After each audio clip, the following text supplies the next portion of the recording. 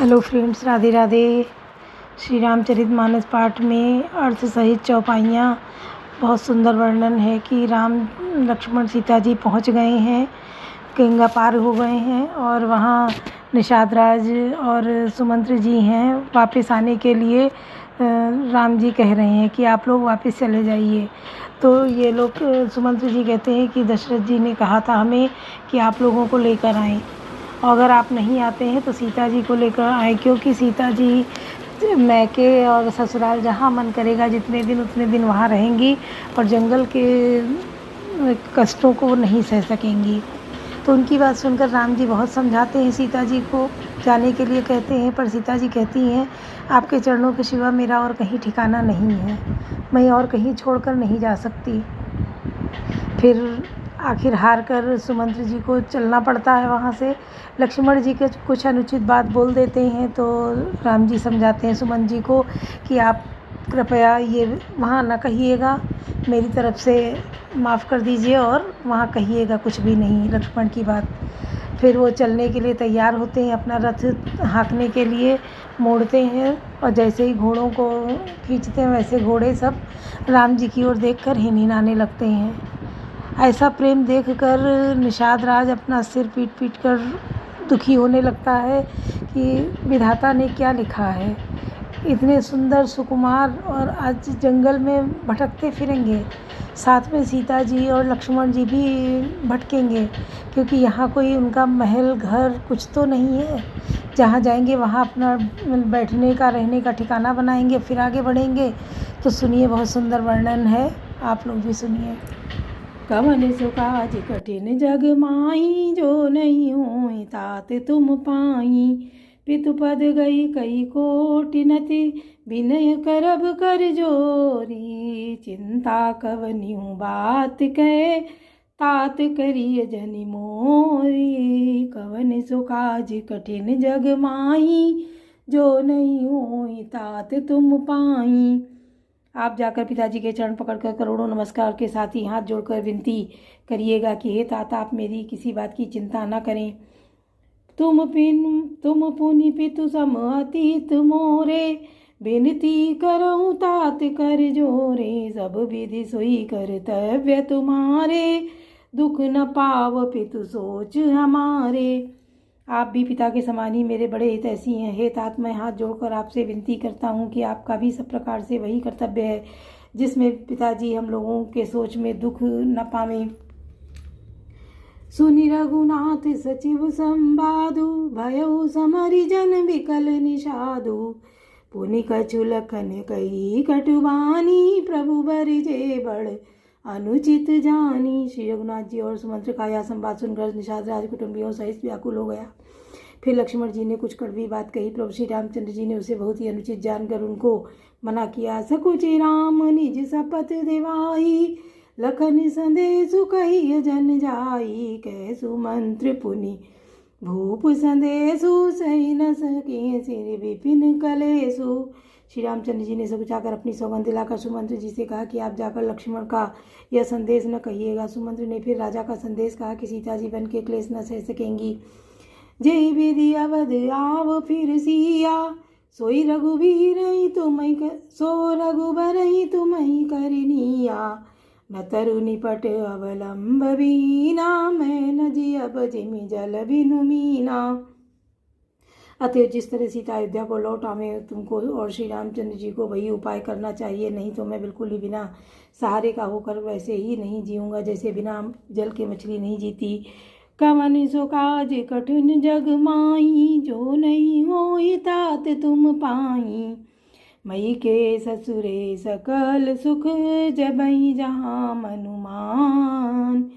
ता तब रही सुखे निसिय, जब लगी विपति बिहान। कवन सो काज कठिन जग माई, जो नहीं होई तात तुम पाई। सीता के मायके, पिता के घर और ससुराल में सब कुछ सुख हैं। जब तक यह विपत्ति दूर नहीं होती तब तक वे जहाँ भी जी चाहे वहाँ ही सुख से रहेंगी। विनती भूप कीन जय भांति, आरती प्रीति न सो कई जाती। पितु संदेश पितु संदेश सुनि कृपा निधाना, सियहि दीन सिख कोटि विधाना। राजा ने जिस दीनता और प्रेम से विनती की है वह दीनता और प्रेम कहा नहीं जा सकता। कृपा निधान श्री रामचंद्र जी ने पिता का संदेश सुनकर सीता जी को करोड़ों अनेकों प्रकार से सीख दी। सास ससुर गुरु प्रिय परिवारो, फिरऊँ त सब कर मिटे खबारो। सुनि पति वचन कहत भय देहि, सुनऊँ प्राण पति परम स्नेही। उन्होंने कहा जो तुम घर लौट जाओ तो सास ससुर गुरु परिजन और कुटुंबी सबकी चिंता मिट जाए। पति के वचन सुनकर जानकी जी कहती हैं कि हे प्राणप्रति, हे परम स्नेही सुनिए। प्रभु करुणामय परम विवेकी, तनु सजिराति छाछ किमि फेंकी। प्रभा जाई कहाँ भानु बिहाई, कहाँ चंद्रिका चंदु तजि जाई। हे प्रभु, आप करुणामय और परम ज्ञानी हैं, कृपा करके इस विचार तो कीजिए, शरीर को छोड़कर छाया अलग कैसे रह सकती है? सूर्य की प्रभा सूर्य को छोड़कर कहाँ जा सकती है? और चांदनी चंद्रमा को त्याग कर कहाँ जा सकती है? पति प्रेम में विनय सुनाई, कहति सचिव सन गिरा सुहाई। तुम पितु ससुर सरिस हितकारी, उतर देव फिर अनुचित भारी। इस प्रकार पति को प्रेममयी विनती सुनाकर सीता जी मंत्री से सुहावनी वाणी कहने लगी। आप मेरे पिताजी और ससुर जी के समान मेरा हित करने वाले हैं, आपको मैं बदले में उत्तर देती हूँ, यह बहुत ही अनुचित है। कवन सो काज कठिन जग माही, जो नहीं होई तात तुम पाई। आरती बस सन्मुख भयऊँ, बिलगु न मानव तात।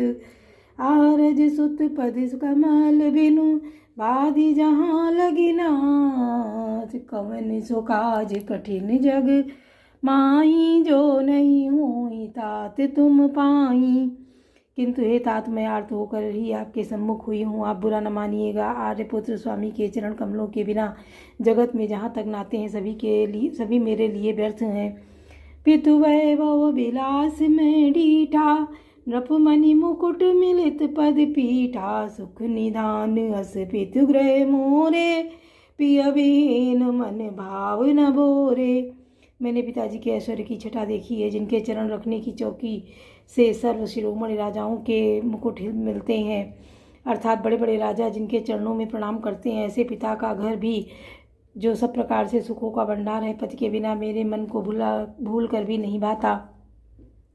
ससुर चक वही कौशल राहु, भुवन चारि दस प्रगट प्रभाऊ। आगे हुई जय सुरपति लेई, अरध सिंहासन आसन देई। मेरे ससुर कौशल राज चक्रवर्ती सम्राट हैं, जिनका प्रभाव 14 लोकों में प्रकट है। इंद्र भी आगे होकर जिनका स्वागत करता है और अपने आधे सिंहासन पर बैठने के लिए स्थान देता है। ससुर यथादृश अवध निवासु, प्रिय परिवार मातु सम सासु। बिनु रघुपति पद पदुम परागा, मोह के सपने सुखद न लागा।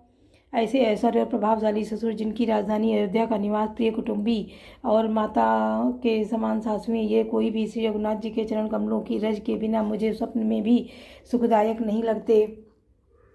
अगम पंथ बन भूमि पहारा, करी के हरि सर सरित अपारा। कोल की रात कुरंग विहंगा, मोहि सब सुखद प्राण पति संगा। दुर्गम रास्ते, जंगली धरती, पहाड़, हाथी, सिंह, अथाह तालाब और नदियाँ, कोल, भील, हिरन और पक्षी प्राणपति रघुनाथ जी के साथ रहते, ये सभी मुझे सुख देने वाले होंगे। कवन सो काज कठिन जग माही, जो नहीं होई तात तुम पाई। सास ससुर सन मोरि हुति, विनय कर परिपाय। मोर सोच जन करी कछु, मैं बन सुखी सुभाए। कवन सो काज कठिन जग माही, जो नहीं होई तात तुम पाई। अतः सास और ससुर के पांव पड़कर मेरी ओर से विनती कीजिएगा कि वे मेरा कुछ भी सोच न करें, मैं वन में स्वभाव से ही सुखी हूँ। प्राणनाथ प्रिय देवर साथा, वीर दुरीन धरे धनु भाता। नहीं मग श्रम भ्रम दुख मन मोरे, मोहि लगी सोच करिय जनि भोरे।